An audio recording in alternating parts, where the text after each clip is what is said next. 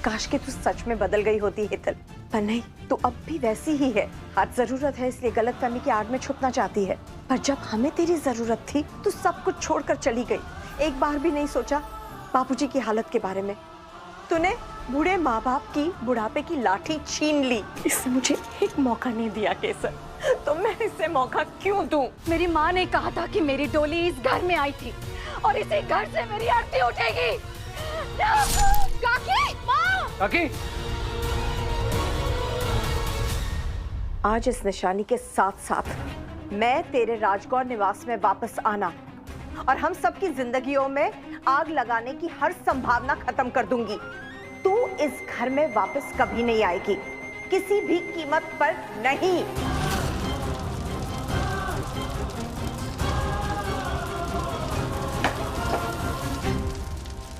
मासू! केसर, ये क्या कर रही हो? केसर!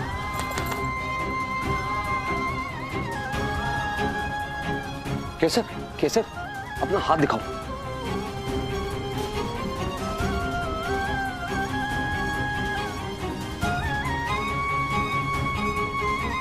आइस लो जल्दी। रिद्धि, जाओ बेटा। सारे परिवार ने तुझे बताया केसर कि हेतल ने हमारे साथ कैसा बर्ताव किया है और आगे क्या कर सकती है। इसके बावजूद तू हम सबके खिलाफ क्यों जा रही है केसर? अरे ये तुझे घर से निकालना चाहती है और तू इसे घर के अंदर लाना चाहती है, क्यों? आज से पहले तक हर पल तूने हेतल सिर्फ ये कोशिश की है कि केसर की कोई भी कोशिश सफल ना हो पाए। वो मेरी भूल थी अंबिका भाभी, पर आज मेरी आंखें खुल गई हैं। झूठ बोल रही है तू। मासू, હું જાણું છું कि हेतल काकी ने हमारे परिवार के साथ गलत किया, बहुत गलत। पर क्या हम उन्हें एक मौका भी नहीं दे सकते? सिर्फ एक मौका, ताकि वो अपने किए का प्रायश्चित कर सके।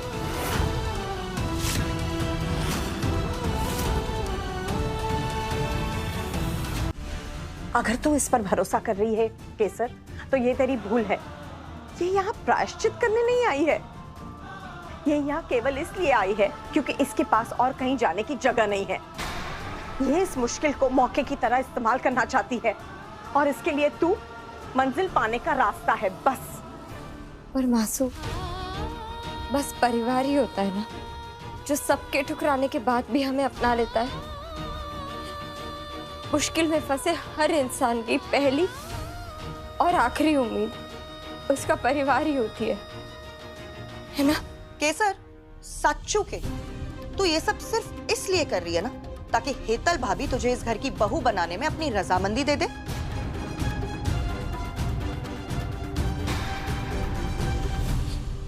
હું જાણું છું ફૂઈ कि ये सब करने के बाद भी मुझे हेतल काकी की रजामंदी नहीं मिलेगी, पर मैंने इन्हीं चिंता न थी।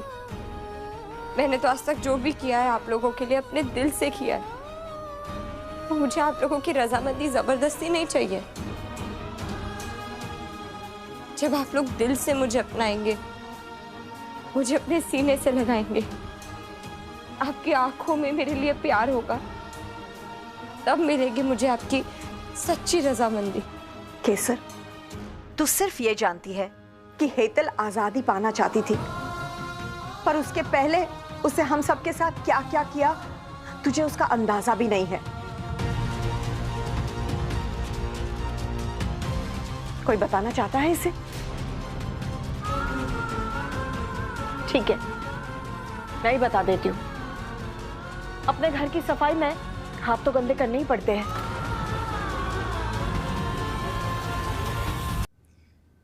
हेतल, जब से तू इस घर में आई, तूने कभी भी इस परिवार का हिस्सा बनने की कोशिश भी नहीं की।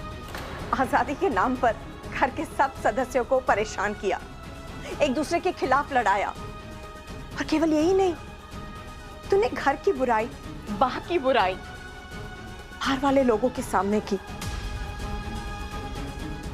वो तो मैंने तुझे पकड़ लिया था, वरना तू बा के खिलाफ झूठा डोमेस्टिक वायलेंस का केस रजिस्टर करवाने जा चुकी थी।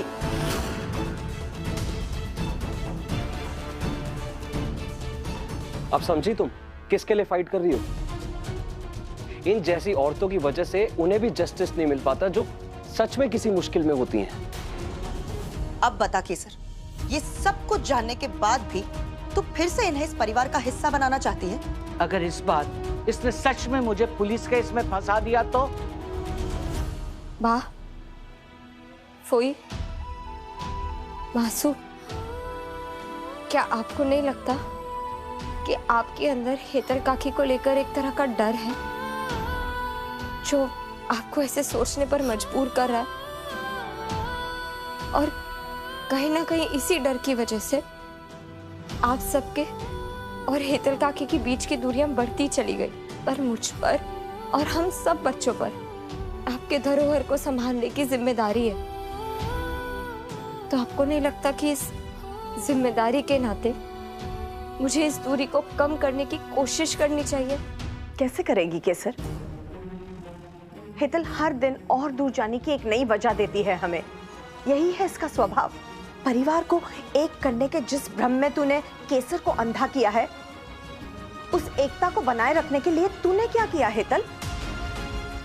20 साल पहले जब तूने जिनेश भाई के दिमाग में जहर घोलकर आजाद होने के लिए बहकाया था, तब तूने एक बार भी सोचा कि एक माँ को अपने बेटे से दूर करके तू इन्हें कितना दुख पहुंचा रही है? बोल हेतल, है कोई जवाब तेरे पास? तो इसमें गलत क्या किया था भाभी मैंने? धीरेन भाई के जाने के बाद जिनेश इस घर के वारिस, धंधे के असली हकदार हैं, फिर भी आपसे ऑर्डर लेते थे। क्या ये इनके साथ अत्याचार नहीं था? आप असली वारिसों की, इन घर के बेटों की मुखिया कैसे बन गई?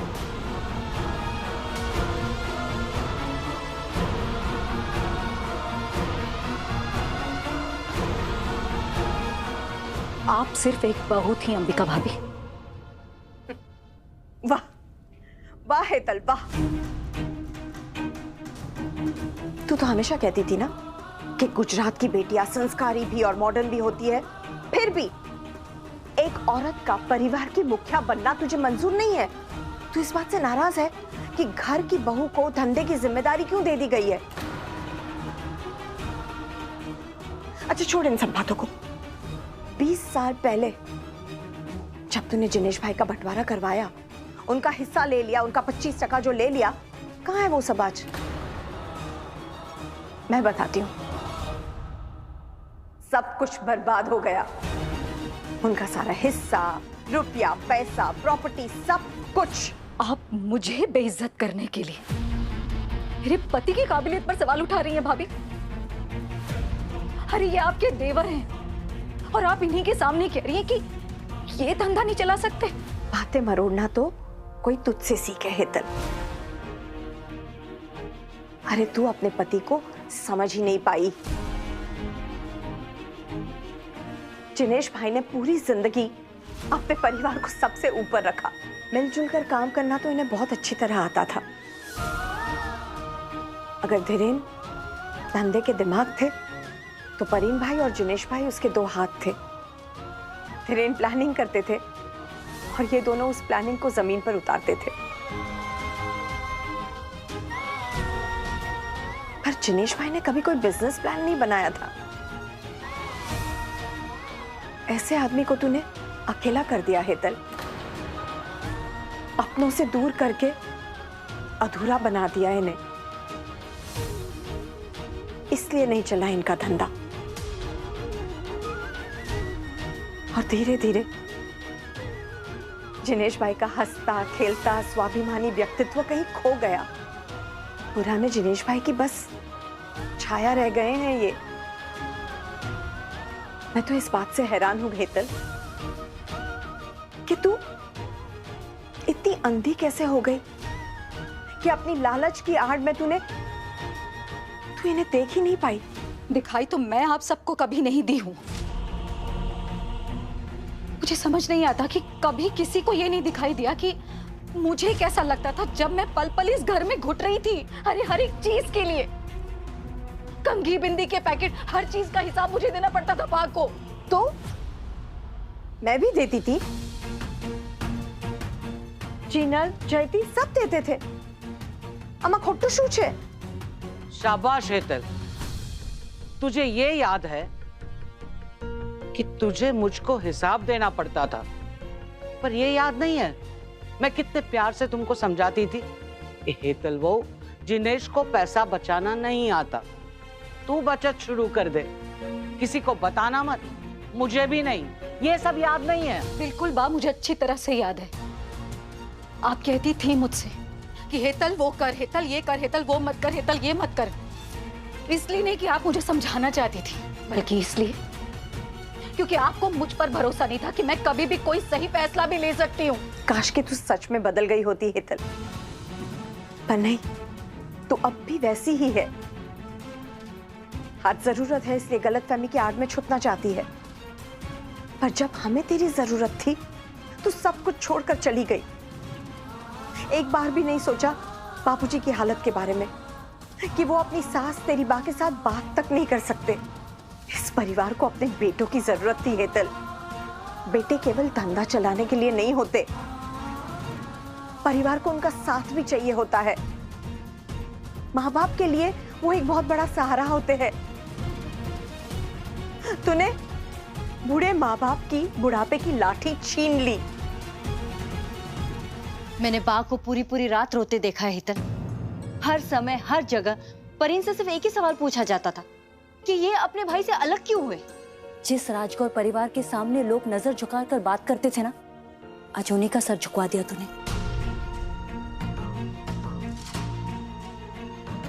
बंटवारे के लिए महीनों तक मुझे मजबूर करती रही है, इसके मन का हो जाए इसलिए पूरे परिवार की कलाई मरोड़ती रही बाहर बाहर, और फिर पूरे शहर के सामने तमाशा कर लिया ताकि इसकी इच्छा पूरी हो जाए। इसने मुझे एक मौका नहीं दिया केसर, तो मैं इसे मौका क्यों दूं? हेतल, तूने आज तक कभी अपनी गलती मानी है? आज मानेगी? नहीं मानेगी, क्योंकि इसे अपने किए पर कोई पछतावा नहीं है, और अगर मौका मिलेगा तो फिर से वही करेगी जो पहले किया था। और आज तेरे सहारे वो ये मौका लेने आई है यहां फिर से।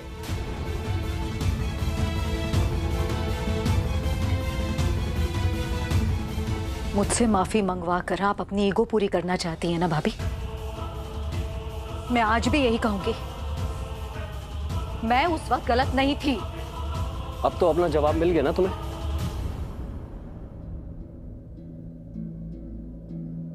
आप सही कह रही है मासूम, आप माफी के हकदार हैं। आप सब, हेतल काकी ने हमारे परिवार के साथ जो गलत किया, आप सबका दिल दुखाया, इसके लिए हेतल काकी की तरफ से मैं आपसे माफी मांगती हूँ।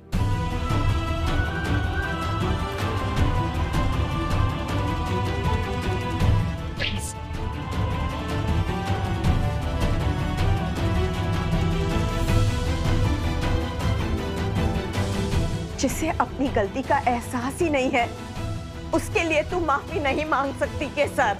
मासूम, बात केवल माफी की नहीं है, गलती तुम्हारी है, उसका अंजाम हम सब क्यों भुगते? अपने बच्चों के लिए क्या विरासत छोड़ेंगे हम? यार ये सब घूम फिर के इस बेचारी पे ही क्यों आ जाते हैं? गलती किसी और की है और झेल ये रही है। केसर, तू कुछ भी देखने सुनने के लिए तैयार क्यों नहीं है? अगर सब लोग ऐसे ही पैसे बर्बाद करके वापस आते गलती से ही सही लल्ला ने फोन उठा लिया, बहुत अच्छा हुआ। नहीं तो वहाँ क्या हो रहा है हमें पता ही नहीं चलता। मूर्ख कहीं का।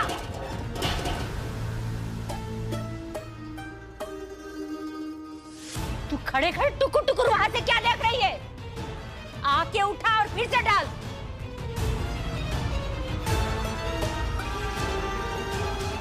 खुद की भलाई को ताक पर रखकर चैरिटी नहीं की जाती। इंसल्ट तो बहुत छोटी चीज है, हमारा भविष्य बर्बाद हो जाएगा अगर हमने केसर की बात मान ली तो। अरे बोल काहे नहीं रहा है? लल्ला चुपचाप खड़ा मत रहे, बोल कुछ। बिल्कुल होशियार नहीं है ये लड़का। अरे सामने होती ना तो देती कान के नीचे कंटाप। मुंह बन के खड़ा मत रहे, बोल कुछ। अरे मौके का फायदा उठा लल्ला, मौके का फायदा उठा। केसर का साथ दे और अपनी ताक जमा।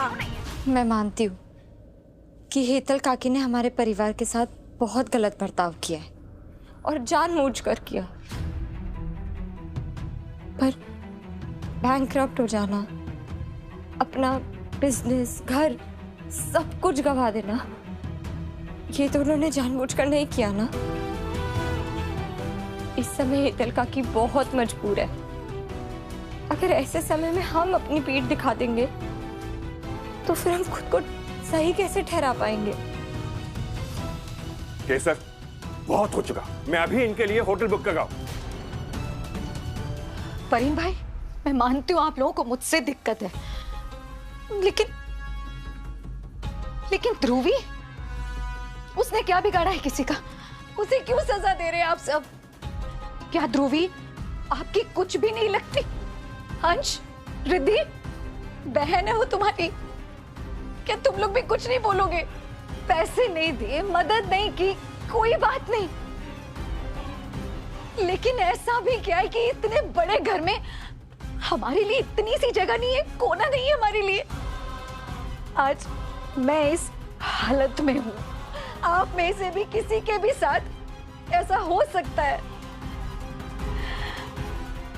समय किसी का सगा नहीं होता। बस करो आप।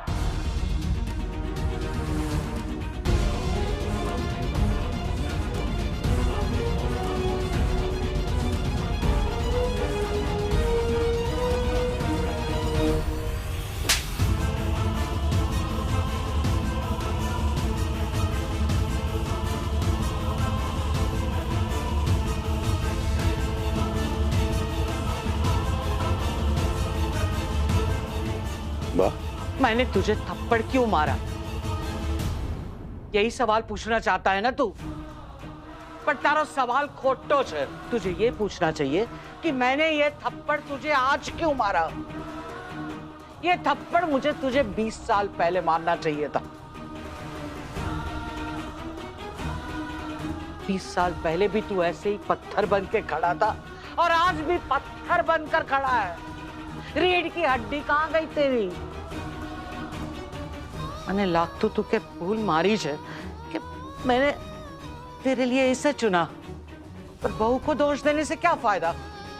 मेरा अपना सिक्का, मेरा अपना बेटा खोटा निकला।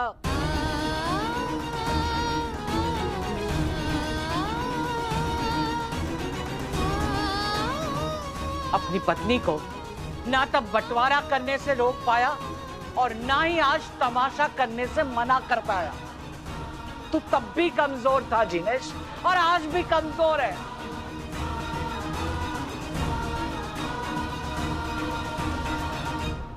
अपनी करने का नतीजा देख लिया केसर।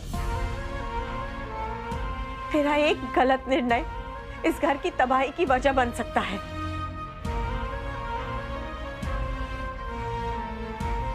इस घर की होने वाली बहू होने के नाते तेरा धर्म क्या है जानती है तू? इस घर की भलाई के बारे में सोचना, हमारे खिलाफ साजिशें करने वालों से इस घर को बचाना। पर तू उसे घर ले आ रही है जिसने बार बार हमें चोट पहुंचाई है, और मौका मिलते ही एक बार फिर इस परिवार को तोड़ने से पहले नहीं हिचकिचाएगी ये। હું જાણું છું માસू कि हेतल काकी हमारे परिवार की अपराधी है, पर वो है तो अपनी ही ना। बच्चा कोई गलती करता है तो हम उसका हाथ थाम कर उसे रोकते हैं ना, बिल्कुल वैसे ही हमें हेतल काकी का हाथ थामना होगा। मासू, हेतल काकी आज माइनॉरिटी है और हम मेजॉरिटी, और माइनॉरिटी की मदद करना मेजॉरिटी की जिम्मेदारी होती है ना। इस समय हमारे पास सामर्थ्य है, हमें अपना दिल बड़ा करना होगा। और रही बात धर्म की, तो आप ही कहती है ना मासू कि धर्म भी कर्म के बिना अधूरा होता है। क्योंकि अंत में हिसाब हमारे कर्मों का ही होता है। इतना सब कुछ होने के बाद भी इसे अक्ल नहीं आ रही। सबको गलत साबित करके खुद को सही कहलवाना शौक है इसे। एक बात अच्छी तरह से समझ ले केसर, हेतल कभी सुधर नहीं सकती, असंभव है ये। बिच्छू की तरह डंक मारना इसका स्वभाव है। डंक मारना बिच्छू का स्वभाव है, उसका धर्म है। और हमारा कर्म उसे मारना नहीं, उसे रास्ता दिखाना है मासू। तो वैसे हम हेतल काकी को रास्ता भी तो दिखा सकते हैं। और आप ही कहती है ना मासू कि असंभव में संभव की उम्मीद छुपी होती है। मैं जानती हूँ कि ये उतना ही मुश्किल है जितना आसमान में छेद करना। पर क्या पता कि आसमान में छेद करना भी संभव हो। बस किसी ने जोर से पत्थर ही ना फेंका हो आज तक। यही तो सोच बदलनी है बा। हो सकता है आसमान में छेद करना भी संभव हो, बस किसी ने आज तक जोर से पत्थर ही ना फेंका हो।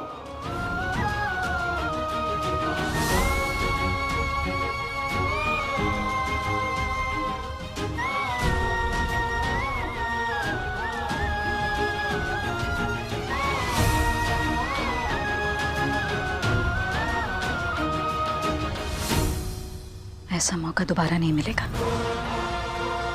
कहीं इन दोनों की बहस में ये मामला बिगड़ ना जाए।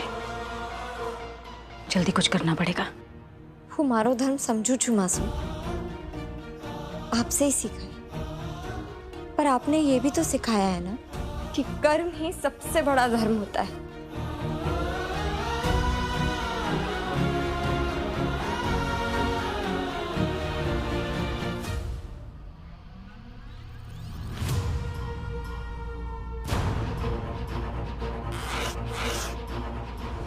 साचू कोई अंबिका, वो हेतल कभी दूसरों की भलाई के बारे में सोच ही नहीं सकती। पर केसर ने जो कहा उसने मुझे सोचने पर मजबूर कर दिया। हो सकता है वाकई वही एक तरीका हो जिससे केसर परिवार को एक कर पाए और सबका दिल जीत पाए। तो फिर आप लोगों ने ठान लिया है ना कि आप लोग हमें इस घर के अंदर नहीं आने देना चाहते। तो फिर सुन लीजिए, मेरी माँ ने कहा था कि मेरी डोली इस घर में आई थी और इसी घर से मेरी आरती उठेगी। काकी, माँ, हेतल भाभी, हेतल। काकी